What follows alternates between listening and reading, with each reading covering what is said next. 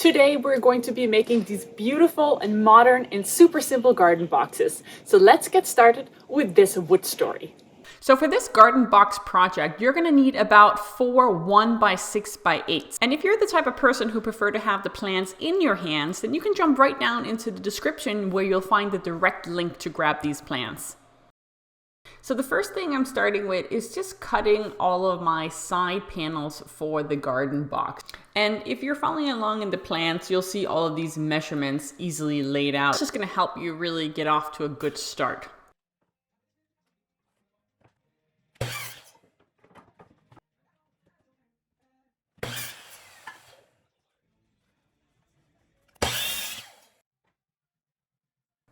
The next thing I'm doing is just preparing my saw for ribbing of the legs. You're gonna end up with pieces that are 3 inches wide and 2 inches wide in order to build the legs.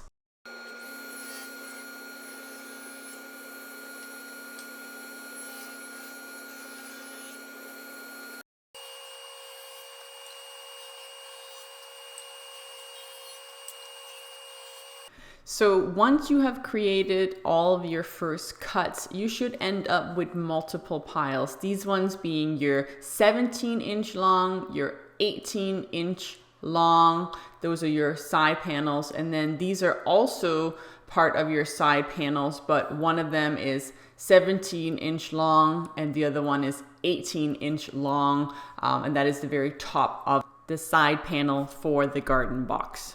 And then these pieces are your legs. You should have 4 pieces that are 17.5 inches long and 4 pieces that are also 17.5 inches long, but one is 3 inches wide and the other one is 2 inches wide.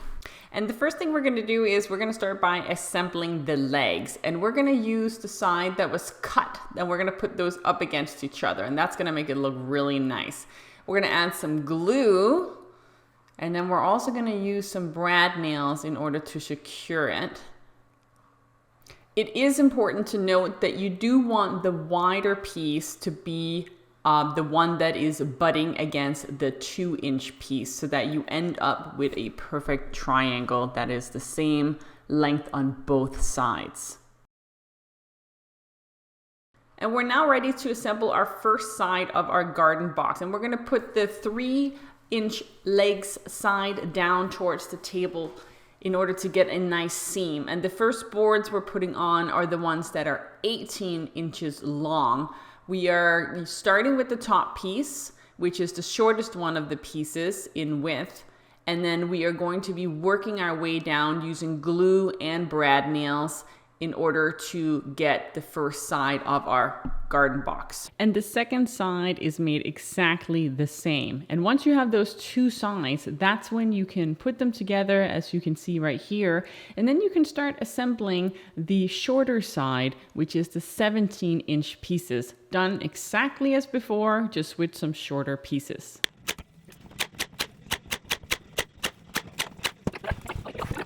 This last side can be a little bit more tricky to assemble, but I found by flipping it upside down, it just helped to stabilize it by adding that first piece, which is the most important one, and then working my way down.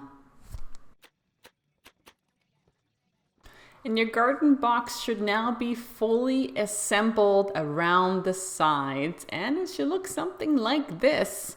Bad, not bad. Now we just need to add the top pieces and we need the bottom.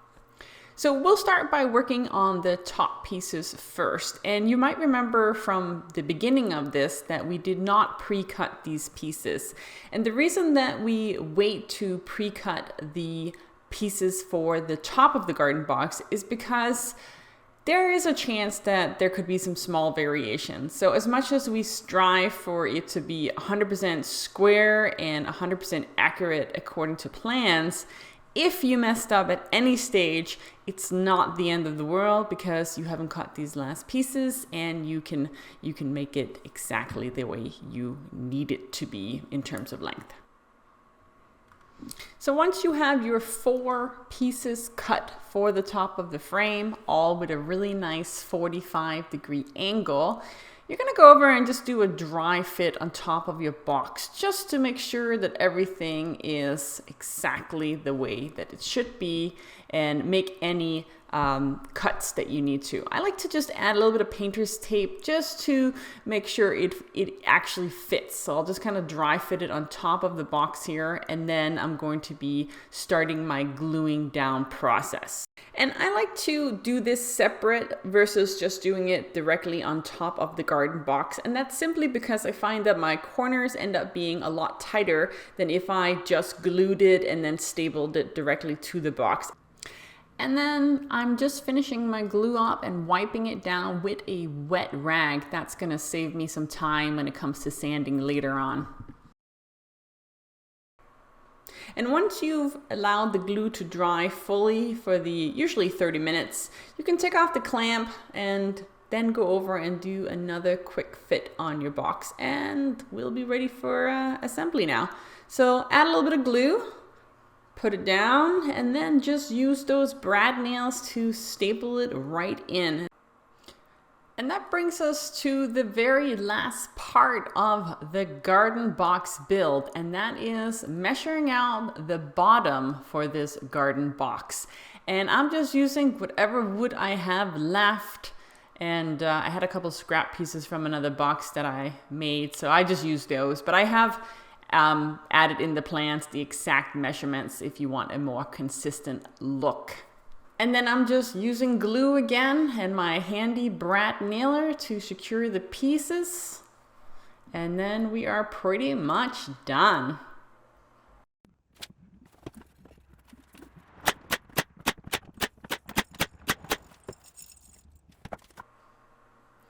Note that for this bottom, I am going a little bit crazy with the nails, and that's because this is going to be holding a lot of weight once you add in the dirt. So don't be scared to go a little crazy with the brad nails. And at this point, the box is done, but I'm just taking a little bit of extra time to fill out the holes of the nails and, you know, just sealing in some of the corners that didn't quite work out with a little bit of wood filler. And then, of course, everyone's favorite activity, which is the sanding, and never-ending sanding. But it was a nice day. I could be outside, so can't complain about it this time. And then after the box was technically done, I decided that it needed a little bit more of a pop of color. I don't know, the cedar on cedar just didn't quite seem like it was enough. So I decided to give it a little bit of a pop of color. And it definitely added to the time of this project, but once you see it when it's done, I think you will agree that it was worth the extra time spent. Now these boxes are built with cedar, and cedar is considered a wood that you can leave untreated outside. It tends to get a bit more gray with time, and some people prefer that look because it gives it that silver cedar look that it's known for. But personally, I prefer the rich color of the wood the way that it's looking right now. So I did go ahead and I gave it a protective coating that will maintain this wood and its luster for years to come. Now I only added this coating on the outside, and then I went ahead and I added a liner for the inside to prevent the soil from sitting directly against the wood, and that will help with its lifespan as well, so that you can enjoy it for years to come. And there you have it. That's the done result. I hope you have enjoyed this video and that you're now ready to go and make your own planter box. And don't forget that the physical copy is right down in the description.